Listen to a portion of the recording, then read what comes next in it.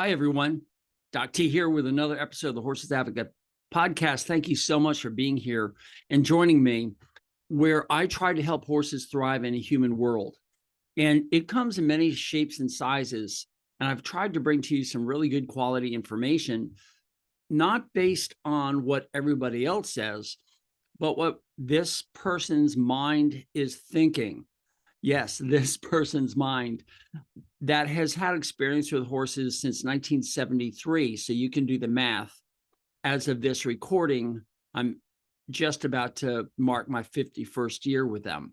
So there's a lot of information. I like to listen to a lot of people, mostly in humans, because that's where all the human science comes from, or that's where most of the science comes from, because humans have this vast amount of wealth they're willing to put into trying to make themselves healthier and live longer. So I'm extrapolating a lot from what they say, but a lot of things that occur in the human world also occur in the horse world. And there's a comment I've gotten on one of my YouTube videos about protein and the use of genetically modified foods and glyphosate. And it just sparked me to come to the studio and just start talking. So none of this is scripted, as most of my things aren't, but this is me dipping into my well of information and trying to make sense of this person's comment, as well as what I know. And what I know is a punching bag. I mean, there's a lot of things out there that just are hitting me left and right as to what is right and what is wrong. And this comment, and then something that happened yesterday at a farm, both are making me come together with this one idea. And that idea is simply this: we have to choose our battles wisely. We've lived in a life where we all have to make choices. And the best choice, if we had a magic wand, is to let the horses go back out to grazing in fields that are just wild and free and untouched by humans without any fences. That would be an ideal situation for horses, because that's how they were, that's how they evolved. But about 4,000 or 5,000 years ago, somebody got the idea that we could use these guys, these horses, to help our civilization advance. And we all know the history books. We get it. We've read everything from, Black Beauty right on up to My Friend Flicka. I mean, there are so many movies, books, the life of the cowboy here in America or wherever you're from, the conquistadors. Every country has their culture that has evolved around horses to evolve, in almost every culture. Not, most of them. Certainly here in America, certainly in Europe, certainly in the Middle East, certainly in China. Every one of these huge population areas, Asia, they have used horses for transportation or for working in the fields. The pictures, there are too many to run through in my mind. But the horse was put into servitude for humans. And recently, what I mean by recently is in the past 150 years, we have been trying to improve their situation through chemicals, including the foods that we feed them and the medicines that we give them. And we've been doing the same thing to humans too. We want to end disease. We want to kill everything in sight that's bad for us and improve everything that's good for us. And the experiment is, I won't say failing, because we're all living longer, but we're all getting these diseases that didn't exist back when we were evolving. But on the other hand, we weren't dying from attacks. We were dying from falling off out of trees or, any of those things. So given the facts that we have today, not yesterday, but today, how can we help our horses thrive in a human world? And this person's comment focused on glyphosate, which everyone knows is Roundup, but Roundup is just one brand of glyphosate. It's made worldwide by different companies. And it's an herbicide that goes on broadleaf plants and kills them unless that plant has been genetically modified so it doesn't work. So I've said this in the past, and as far as I know, this is true, that glyphosate was man's experiment into making an antibiotic that failed. But what they did notice was the genetically modified soybeans that they were working on, for whatever reason, were being thrown out in the garbage pile, and they were growing like crazy while everything else was dying. And that's how they realized that their genetic modifications were basically glyphosate resistant. And thus an industry was born of spraying all these crops that had been genetically modified so that they could grow without the weeds that were competing for the space. It's very simple. It's just like the black walnut tree drops a chemical called jugalone. It makes it, it drops it, and it kills everything at the base of the tree except their saplings. And this is how black walnuts ensure that their babies grow up to be big, tall black walnut trees. And we all know that because black walnut shavings was causing laminitis. And we were looking into this, and this is why I know about jugalone. So this feature of defending ourselves and allowing things around us to prosper that we want and to kill everything else that we don't want has been a theme since the beginning of evolution. We also have antibiotics that came out. That's a good example. Bacteria are everywhere.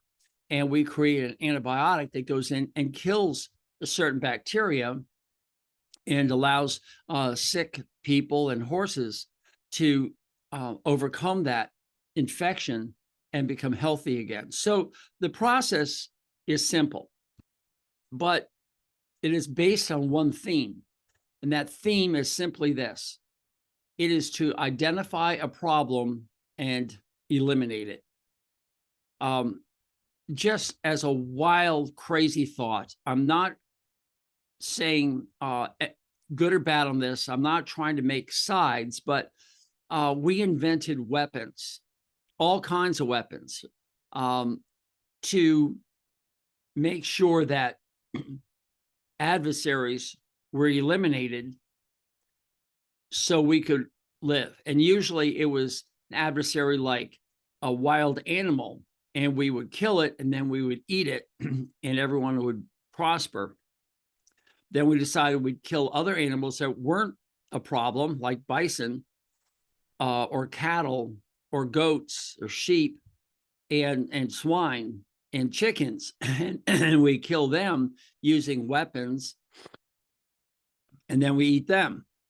And if you are a vegetarian, as this person who commented, they have elected not to use weapons to kill things, but they still use their hands and kill vegetables, plants. They're killing them. They have a life too, and we're consuming them. So there is an underlying fact that everything, bacteria, viruses, plants, fungi, and animals all have to eat something to keep the lights on. So going back to this theme of, choose your battles wisely, we have to look at our horses and say, given what we have today, what can we do? So let me read her comment here. First, I'll read her last sentence because that's just really sweet of her. Thank you for sharing this information with equine moms and dads to better their lives of as many as possible. And I like to say to Unicorn Kisses 7359, who commented, I appreciate that note of gratefulness, and that's good. Nothing she says here is bad. Nothing at all. I mean, I'm not ripping somebody apart, don't get me wrong, but it does bring to the forefront an issue that we have to face as horse owners. I was smiling and nodding along, finding joy at having my existing knowledge of amino acids and neurotransmitters updated and added to, until the comments about GMO and glyphosate. With respect, the good doctor may wish to visit Dr. Wendy Meyer's website. She recently held a very informative discussion with many doctors and health professionals, and many of them expressed deep concern around the impacts of both the above aspects. I traveled between South Africa and Australia last year. As much as possible, I'll buy organic and eat a vegan diet, organic tofu being my daily protein, and a vegan collagen drink. I'm a healthy, fit 44-year single female and follow an exercise and infrared sauna routine. By the way, our infrared sauna is coming this week. We can't wait. It's just so exciting. And I hope to help you understand what infrared does to the mitochondria, but that I'm digressing. Let me keep reading here. When in South Africa, my abdomen was flat. I arrived back in Australia, ate here for a few days, maybe a week, and have had a bloated abdomen ever since. I can only put it down to unseen chemicals in the environment. The heavy docuseries was informative, but not publicly available. It explained a lot about what's happening in my body, and I honestly can't agree that chemicals and heavy metals are not causing harm to the body. Maybe a horse's system can break them down better than humans. No, they can't. These chemicals that are in the environment are everywhere, except maybe not in South Africa. And I get it. But right there in that comment, we're looking at the possibility that glyphosate was on our foods, and glyphosate is an antibiotic that will kill the normal gut bacteria in the intestines and causes bloating as you're shifting the population of the gut microbiome, which is what the biggest problem is with glyphosate. Glyphosate will not, if you ingest it, will not kill you. The application of glyphosate directly on you, as those people who apply it can get cancer. And that's what the whole litigation series is all about. But there's no case of quote unquote death or unhealthy consequences from consuming glyphosate. Now, step back from that statement. Before you scream and turn this off, hold on. I'm working with you here. Glyphosate has been found on everything here in America, including organic substances. And it was actually wine. They found organic wine. They found it there. Now, wine is going to be a little bit different than, your broccoli and your apples and whatever else you eat, or the grains that you feed your horses. And glyphosate has a known half-life that is well established in science, and was confirmed by a client of mine who works for the Fish and Wildlife here in Florida. And actually, and no, he works for crops as well as fish, the whole environmental thing. And he confirmed that glyphosate does have a half-life, probably shorter than what they say, of 120 days. So I'm not concerned about that. It's fading away and doesn't become active, several months down, but it's still active. And it will probably cause bloat, and we should be eating something more organic. The problem with organic foods is they cost more. Everybody knows that. And feeding humans organic food is costly. I can't imagine what it's like to feed organic food to your horse that eats so much more. To purchase hay that's been organically grown, or find soybean meal that's organically grown, is going to be more expensive. So there's a cost factor that may prohibit horse owners from feeding their horses organically.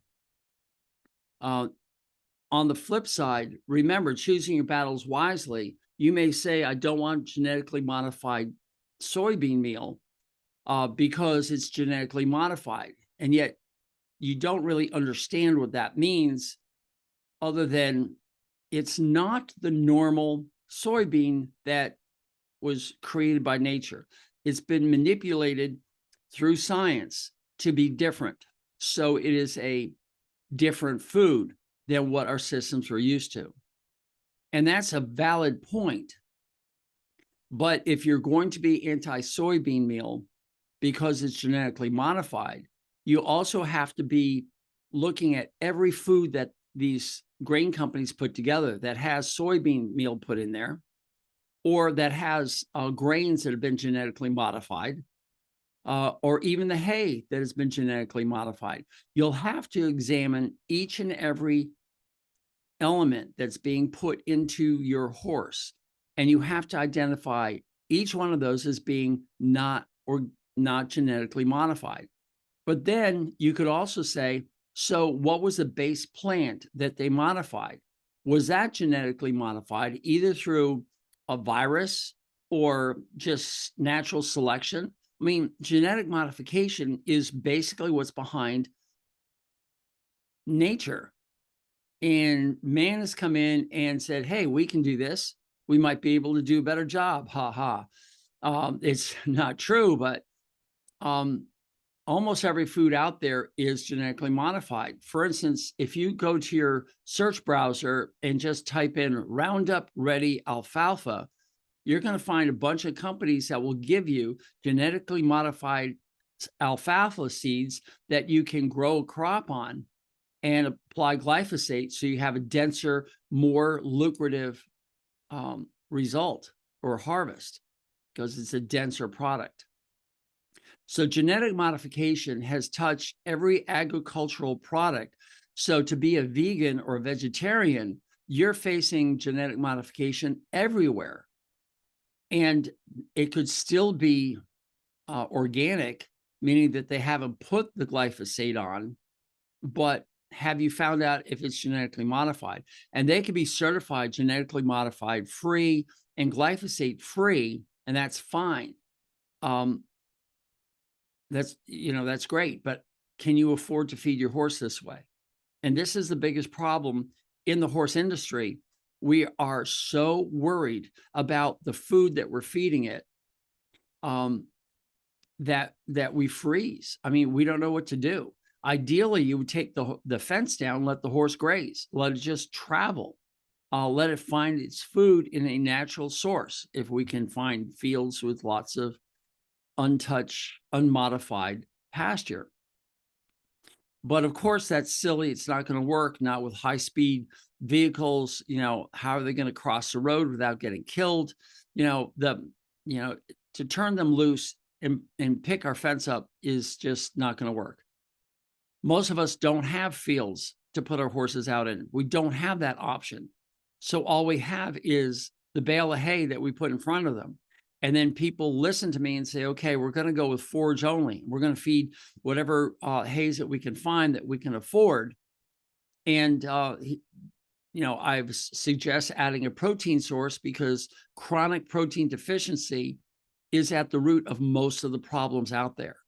So chronic protein deficiency can only be resolved by, one, decreasing the amount of sugar that you feed the horse, and two, adding a high quality protein source to their diet so they can maintain their protein levels and stay healthy.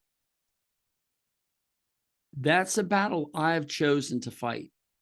That's the battle that says to me, I can handle, I can control, I'm in charge of what I'm going to put in my horse's mouth within my means. So for the majority of horse owners worldwide, we don't have access to unlimited pasture, but we do have access to the fact that we can put forage in their mouth and avoid these grains. Just by avoiding the grains, you're eliminating a ton of glyphosate and you're eliminating all that genetic modification. So just doing the elimination part is helping a horse tremendously because they're going to eat the same amount of hay whether they're on grain or not. But they're going to lose some of their body fat, and then you're going to replace the protein. So the protein now has, some use in the horse. You're giving the horse the ingredient it needs to move forward and live and thrive without having all these degenerative diseases that are occurring from chronic protein deficiency. So to this gal, whose name is Unicorn Kisses, I want to suggest that you're not wrong. And Dr. Myers, Wendy Myers, isn't wrong. I've seen her website. And I've looked at all these. I've had long discussions with veterinarians who are holistic, who don't believe in anything genetically modified. And I asked them, show me some foods that are available for horses that doesn't have glyphosate on, doesn't have genetic modification. And the answer is, in agriculture, it's really hard to find. And that could be in Australia, it could be in South Africa. It certainly is here in America. It's hard to find the foods. But the problem is, if you continue to feed inflammatory ingredients, the problems with glyphosate are buried. You just don't see them. And like you suggested, you are working hard at eating a great diet. And you found that the diet in one country is, even though it's basically the same food, had something on it that caused bloat. And that is the gut microbiome that's gone awry. But there's a lot of other reasons, from the stress of flying, the stress of the environment that you're in. It could be a work relationship, or it could be a romantic relationship that's not working. And that causes stress. That'll cause a change in your gut microbiome. You can look at the apple that you eat in South Africa is different than the apple that you eat in Australia. And they're both organic. They're both chemically clean. But the basis of that apple or that broccoli or whatever else the food is put together differently because it comes from a different seed. And that will throw off your gut microbiome. Take it from a road warrior like me. If you don't know the word road warrior, it's somebody who lives their life on the road at their job. They could be an over-the-road truck driver, or they can be an equine veterinarian that goes across multiple states and eats out of, fast food restaurants or even high-end restaurants. My digestive tract is so sensitive to changes that if I eat the wrong thing, I've got brain fog, I'm bloated, I have gas, and my output is not good. And Melissa, who works with me for 13 years, would just roll her eyes and say, well, okay, what did you eat last night that caused this? She's so in tune to that. So I agree with you, but you're jumping to a conclusion that it's GMOs and glyphosate. It's a good assumption, but there's probably 100 different other factors that are causing it. Our gut microbiome was not made to move across continents. Our gut microbiome is, evolutionarily speaking, ancient. And I'm going to say it one more time, and maybe someone knows Elon Musk and they can ask him directly and he might get back to me. But Elon, I know going to Mars is a dream of yours, and I get it. But have you asked the trillions of bacteria that are going along for the ride too? You can't sterilize the spaceship, and you certainly can't sterilize the gut of the astronauts that are going there. And to move them to a different planet, you may find that there's a lot of GI distress. I don't know. I'm sure, SpaceX and NASA has looked into this when we sent our people to the moon. But you got to be careful. The gut microbiome is very sensitive. Anybody who has beer and pizza on the weekend knows the brain fog and running to the bathroom on Monday. And this is why they don't want to go to the work, and it's called the Monday morning blues.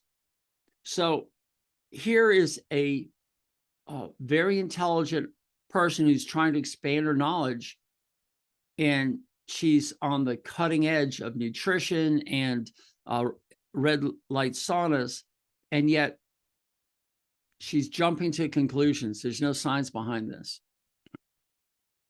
She asks, please do more looking into GMO and glyphosate. Scientists are paid by big pharma to produce certain results to fit their narrative to ensure they profit from their drugs. Who is to say this journalist who wrote a 2-page spread saying he was wrong about GMO wasn't paid to do so and ensure GMO continues to profit? And the half-life information about glyphosate, can those figures be trusted? Who paid for the study to study the half-life? These are great questions. These are the same questions I've been posing in multiple podcasts. How can you trust the science? And during the pandemic, we were forced in this one line over and over again by our news media and our government to say, trust the science. But we know that we can't trust the science. Science is agenda-driven. Science can be manipulated, as all statistics can be manipulated. And the general population doesn't know how to read statistics. And I agree, I get it. But again, unicorn kisses. The question lies in, what battle do we want to fight? We all have a limited time on Earth. That time is, the end point is unknown. Hit by a bus, all these possibilities can occur. But we have to look at what can we do to make our life on Earth as healthy as possible. Infrared saunas may be one of them. Eating organically and having a vegan diet may be one of them for you. May be completely wrong for somebody who's born and raised in Alaska, the Inuits, who live on whale blubber and fish. So we can't jump to conclusions based on everyone. We can make some conclusions based on what I'm eating. And I know that if I eat that one food, I'm not going to feel good the next day. It's a known, and I avoid it. But is it the genetic modification? Is it the chemicals that have been used on there? I don't know. There's a really good study just done, and I'm reaching for it right now. It was, I know what it was. Humans, in this human study, they were fed a milkshake. And in both milkshakes, they had cocoa, which has a particular polyphenol in it. That polyphenol, whether it's good or bad for you, is definitely in there. And I think that polyphenol is beneficial. And they decided to look at making a smoothie out of cocoa and strawberries versus cocoa mixed with bananas. So 2 different smoothies. They used the same people. So each person went through both treatments with a washout period, which is always really good study. And they found that the polyphenol in the strawberry shake or smoothie was seen in the person's urine and blood. But the one mixed with banana had something in it that canceled it out. So that polyphenol was not seen at all in the blood or the urine. So right then and there, we have a processed food. We have cocoa and we have a fruit. And the mixing of those two, the only 2 ingredients, profoundly affected the outcome. And you look at these processed foods that we're feeding our horses that have 20 plus ingredients, most of which you can't read, you don't understand, and you see it all in there. But where's the proof that what's in there is actually being absorbed and utilized by our horses? You hear people scream all the time, oh, processed foods, you got to avoid them in humans because they are, they're not good for you. Well, here's an example of a processed food of just 2 ingredients. And depending on what the second ingredient is, the benefits of the first ingredient were gone. So think about that. I mean, I'm telling you to really watch what your horse eats, and they should be eating water, minerals from a mined salt lake where it's kind of natural rather than man-made, pasture. And if you don't have enough pasture, if you need to supplement, add hay, which is last summer's pasture. And then focus on protein, because it should be a protein-centric diet that you and I and our horses should be eating. Protein is number one. There's no minimum daily requirements for sugar or for fats. There are minimum percent daily values that the government put in. But if you never ate another drop of sugar, your body will create all the sugar it needs. And if you never ate another drop of fat, your body would suffer, but it will convert the sugar into fat. But the one thing the body cannot make are the essential amino acids. So you have to be feeding the essential amino acids to help build the conditional amino acids and put together the proteins and the enzymes and the neurotransmitters and all that other stuff. You have to put the protein in first. And you have to take water and you have to take air. And the water has a lot of the minerals and the food has a lot of the minerals. But if you want to add a salt lick, that's fine. So let me tell you about the horse that I saw yesterday. The owner was very proud that her horse was now feeling a lot better. The horse has always had some behavioral issues. You couldn't really touch it. You couldn't brush it. You couldn't girth it. Wasn't a willing partner, didn't have a great work ethic. And she finally listened to me and contacted Succeed. A big shout out to John Hall, who's the owner of it. I love you, man. John Hall is praying that through my work, we can put him out of business. But he says, Geoff, don't worry about it. It's not going to happen. But she went on Succeed, which helps to bind these inflammatory ingredients that people feed and calms a horse's gut down. So the horse is doing so much better. It wasn't perfect until she read about slippery elm, and she added slippery elm to the diet with Succeed. And now the horse is 100% all set. She's so thrilled. And I was thrilled for her. The biggest problem is her husband is a grain dealer. So it is really hard to convince him that grain and other inflammatory ingredients are causing the gut inflammation and the shift in the microbiome that causes ulcerations. So she's still feeding something else and using these to minimize the effect of the inflammation. And I was very happy for her, no doubt. And if you need to add things to cancel out what you're feeding the horse, then you're going to add them. But I left her with a question. You still haven't removed the cause in this horse. And the cause could be the diet she's feeding. It could be the genetically modified pasture that she has. And by the way, most pastures that are newly seeded, you have to be careful because a lot of those new pastures are fed with cow seed. And cow seed is a seed that will create a grass that produces more sugar so the cow can produce more milk, which causes an increase in profit for the dairy farmer. And if you turn your horses out on this high sugar grass, you're going to have subsequent problems with equine metabolic syndrome. So back to unicorn kisses, I'm hoping to show you that there are such a multitude of factors out there that it's impossible to take your finger and point to any one of them. So the thrust of this podcast is you have to choose your battles wisely.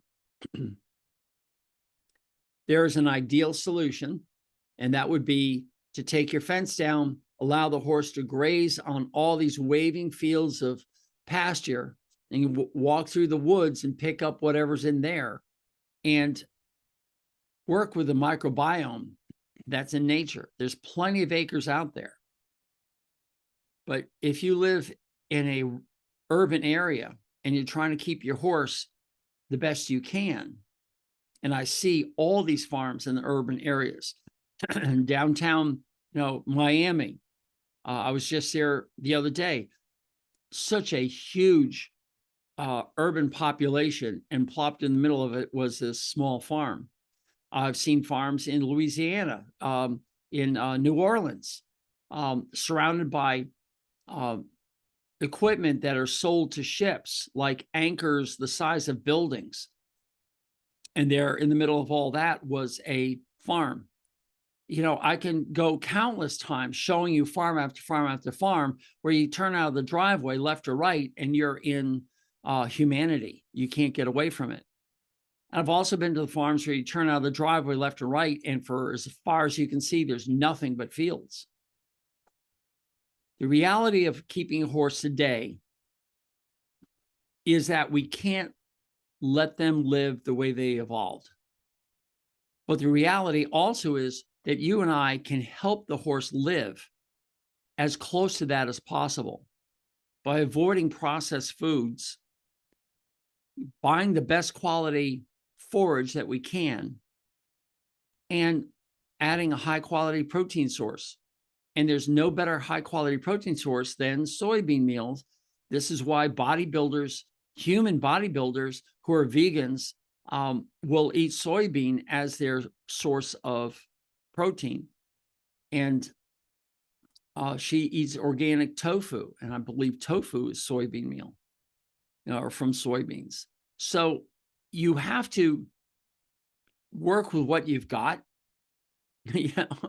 How many people, at some point in their life were told, well, this is all you got. You remember that movie Apollo 13, where astronauts were stranded in a capsule out in space and they weren't going to make it home. And the engineers at home said, okay, this is what we got, make it work. And they were able to fabricate a way that they could recycle their carbon dioxide to get oxygen out of it to have enough air to survive the trip home. They worked with what they got, included duct tape and some pretty funky engineering. If you haven't seen the movie or know the story, it's inspirational because the men, they were all men as far as I know back then, the people who worked on it used what they had to solve a problem. And until we can find a better solution, we have to stop the carnage that's going on. The carnage of agenda-driven science to promote a product that may not be as beneficial to the horse as they say. Because you have 3 or 4 or 5, 6 different companies coming at you with supplements and main feed sources. And they aren't working well together, let alone. And the horse is suffering from it. And I suggest that we go back by removing as much of the inflammatory ingredients as possible. We can't eliminate it all. We can't eliminate glyphosate and genetic modification. Those are 2 that are out of our control. But look at all the other things we can control. Let's focus on them and make sure that we add the one ingredient that seems to be missing in the amounts needed to keep the horse healthy, and that's high quality protein. And that's it. That's what my podcast is all about. Choose your battles wisely, work with what you've got, and do the best you can. And that's all I'm asking everybody who's watching this. And to Unicorn Kisses, I'm so grateful for your thoughts on this. And it's a tough life. I wish that we all could just, eliminate all of that, like with a click of the fingers, or the election of an official in our countries. They all get together and say, we're not going to put up with this anymore. But humanity just doesn't work that way. So that's all I got to say. That's Doc T's message this week and probably every week. do the best you can with what you've got and choose your battles wisely. And I appreciate you all being here. Pass this on. I hope I'm going to get the link of this and send it to Unicorn Kisses so she can hear it directly from my mouth. Thank you so much for listening to me on the other side of the planet. Thank you for taking the time to connect with me, because this thought that you had was so important to discuss, because most horse owners, they're at a loss. They don't know what to do. They don't know why their horses are becoming prematurely sick.